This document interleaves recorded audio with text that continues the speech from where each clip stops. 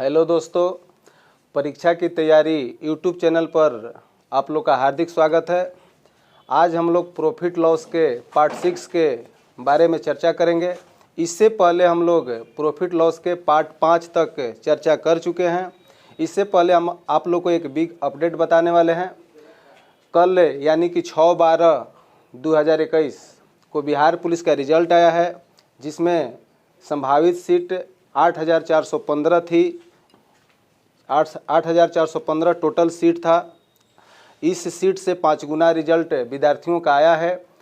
इसमें वैसे भी विद्यार्थी हैं जो हमारे पास भी पढ़े हैं, उनका रिजल्ट आया है। वो हमारे पास कॉल किए कि सर हम लोग का रिजल्ट आया है, सुनकर बहुत खुशी हुई। हम उनके सुनहरे भविष्य की कामना करते हैं और उस कामना के साथ उनको आशीर्वाद देते हैं कि वो अपने लक्ष्य को प्राप्त करें। तो आइए आज हम लोग प्रॉफिट लॉस के पार्ट 6 के बारे में चर्चा करें। प्रॉफिट लॉस का पार्ट 6 का कुछ क्वेश्चन समझते हैं हम लोग। क्वेश्चन है, एक व्यक्ति 2 कुर्सियां 120 रुपये प्रति कुर्सी पर बेचता है। तदनुसार एक कुर्सी पर 25% लाभ कमाता है और दूसरी पर 25% हानि उठाता है। उसके लाभ या हानि का प्रतिशत क्या है?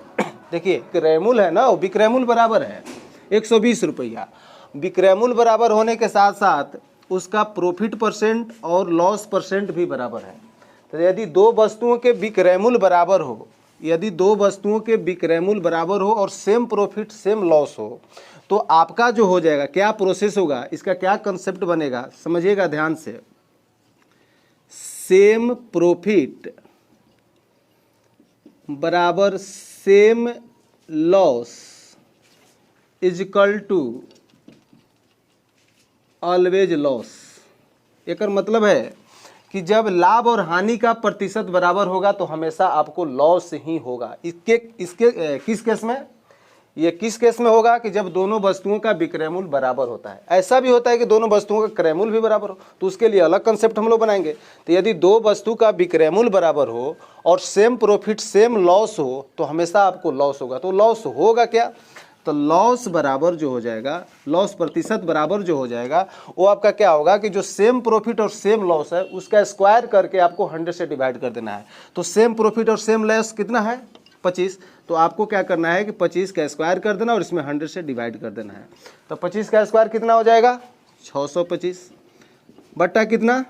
100। यानी कि जब इसे डिवाइड कीजिएगा तो 6.25%, यानी कि उस व्यक्ति को उस सौदे में कितने परसेंट का लॉस होने वाला है? 6.25% का। तो हम उम्मीद करते होंगे कि आप लोग इस तरह का प्रश्न सीख गए होंगे कि यदि दो वस्तुओं के विक्रयमूल्य बराबर हो, सेम प्रॉफिट सेम लॉस हो, तो आपको बिल्कुल दिमाग नहीं लगाना है। पूरा सौदे में उसको हमेशा हानि होगा। और वो हानि क्या होगा? तो जो सेम प्रॉफिट और सेम लॉस है उसका स्क्वायर करके उसमें आपको 100 से डिवाइड कर देना है। ओके। इस प्रश्न में है, इराज प्रति 5,000 रुपये की दर पर 2 घड़ियां खरीदता है। प्रति 5,000 रुपये की दर पर 2 घड़ियां खरीदता है।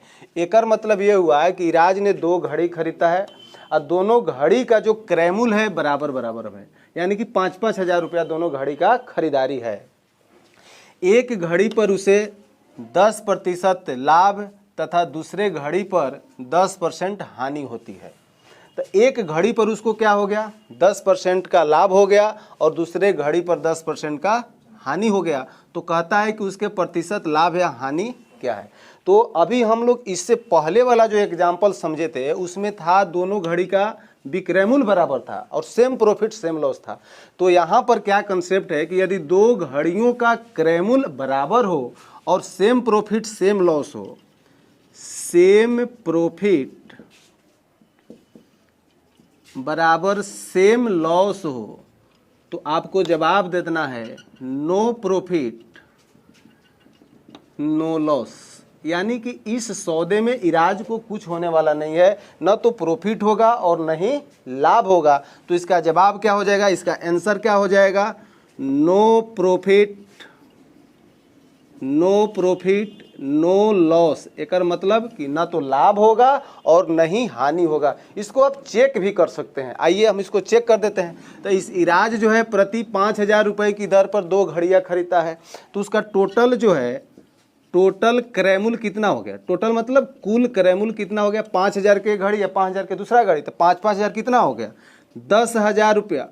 तो उसका जो टोटल क्रयमूल्य हो गया 10,000 रुपया हो गया। अब टोटल विक्रयमूल्य कितना हो जाएगा, तो टोटल जो विक्रयमूल्य हो जाएगा, तो फर्स्ट घड़ी का क्रयमूल्य कितना 5,000, सेकेंड घड़ी का भी क्रयमूल्य कितना 5,000, तो 5,000 फर्स्ट घड़ी को कितना परसेंट लाभ पर बेचा 10%। तो हम आप लोग को फर्स्ट वीडियो में बताए थे कि क्रयमूल्य से विक्रयमूल्य निकालना हो तो आपको बिल्कुल दिमाग लगाने की जरूरत नहीं है, जो 10% लाभ है उसका डब्लू भी निकाल लीजिएगा। तो 10% लाभ का डब्लू भी मतलब 110/100।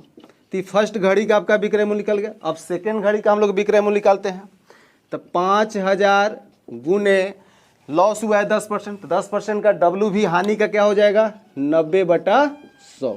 देख लीजिए, 00 से 00 कट गया, यहाँ भी आपका 00 कट गया, तो 11 पचे 55 यानी कि हो गया 5500 रुपया, 9 पचे 45, 4500 रुपया, 5500 और 4500 कितना आ गया 10,000 रुपये। अब आप लोग खुद सोचिए कि आपका खरीदारी भी 10,000 रुपये का है और आप बेचे भी 10,000 रुपये का, तो क्या हुआ, कुछ हुआ, कुछ नहीं हुआ, यानी कि नो प्रॉफिट नो लॉस। तो समझ गए कि यदि दो वस्तुओं का क्रयमूल्य बराबर हो, सेम प्रॉफिट सेम लॉस हो, तो पूरे सौदे में उसको न तो प्रॉफिट होगा और न ही लॉस होगा।